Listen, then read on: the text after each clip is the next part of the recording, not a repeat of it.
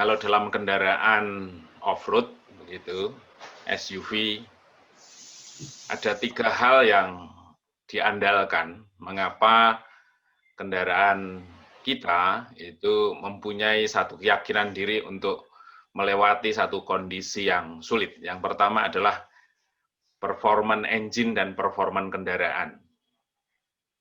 Kemudian yang kedua adalah safety equipment. Ya, misalnya kita punya winch, kita punya dongkrak, kita punya rem atau tali, dan lain sebagainya. Itu safety equipment. Kemudian yang ketiga adalah sistem komunikasi.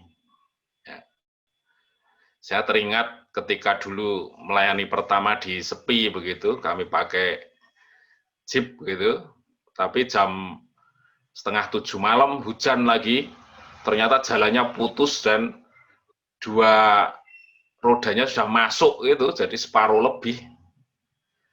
Ini sekalipun engine-nya bagus, safety equipment-nya ada, tapi sudah terperosok begitu. Akhirnya pakai komunikasi. Komunikasinya apa?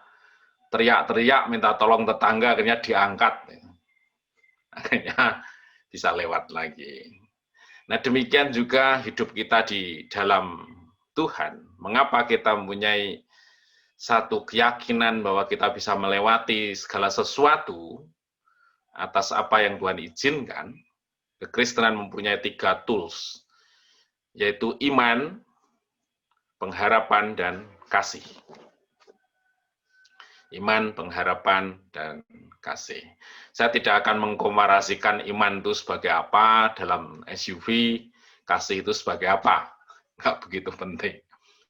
Tapi intinya, 3 aspek tersebut harus terpelihara dengan baik, sehingga iman kita terus berjalan, dapat melalui segala apapun kondisi yang kita hadapi.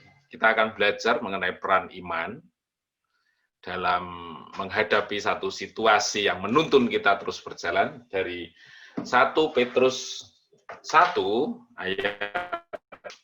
Demikian firman Tuhan. Terpujilah Allah Bapa Tuhan kita Yesus Kristus, yang karena rahmat-Nya yang besar telah melahirkan kita kembali oleh kebangkitan Kristus dari antara orang mati kepada suatu hidup yang penerima satu bagian yang tidak dapat binasa, yang tidak tersimpan di surga bagi kamu. Ya, jadi kita dilahirkan kembali oleh kebangkitan Kristus. Jadi kita mempunyai benih surgawi karena kematian Kristus.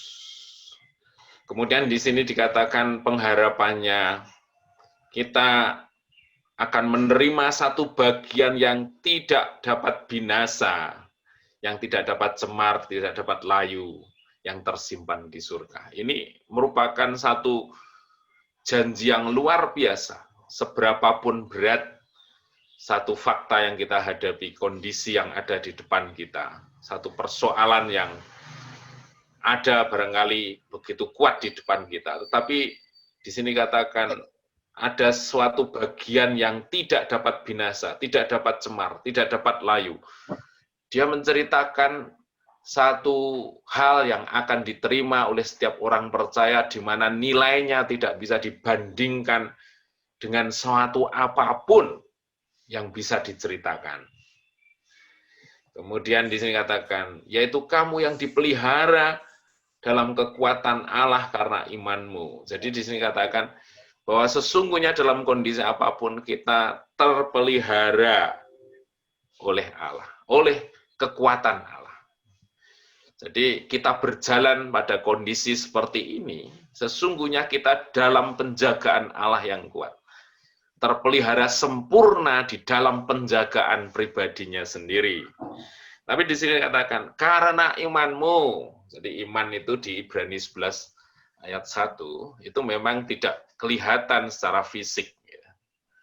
Dan kondisinya itu sangat bergantung pada setiap orang. Tetapi yang tidak terlihat oleh fisik ini, kenyataannya harus hadir dalam setiap kehidupan orang percaya. Dan dari situ katanya kita terpelihara di dalam kekuatan Allah. Nah, bagaimana caranya kita terus membangun iman di dalam diri kita? Semakin iman terbangun, semakin iman kita terasah dan teruji, maka sesungguhnya pemeliharaan Allah itu akan semakin nyata dan sempurna di dalam batin kita, yang membuat kita terus berjalan, gitu ya. Jadi kalau banyak orang di luar sana banyak membuat bangunan dengan segala keindahannya, mereka menginvestasikan dirinya untuk hal-hal yang menyenangkan tetapi untuk sementara dan akan binasa. Tetapi bagaimana setiap anak Tuhan membangun dirinya dalam satu iman.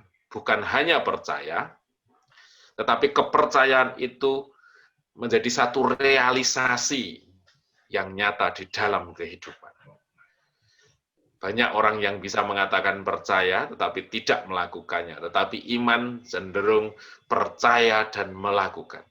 Itu adalah satu bangunan yang harus senantiasa dikuatkan, didapatkan prioritas, terus diusahakan dalam setiap kehidupan orang percaya, yang membuat kita terus berjalan maju di dalam pemeliharaan akan kekuatan Allah. Nah, baik. Demikian firman Tuhan pada pagi hari ini. Jadi tools kita yang meyakinkan kita terus berjalan maju dalam kondisi apapun, yaitu iman, pengharapan, dan kasih. Majulah senantiasa di dalam Tuhan, karena kasih anugerahnya yang memeliharakan kita di dalam Dia. Mari kita mulai di dalam doa pagi hari ini.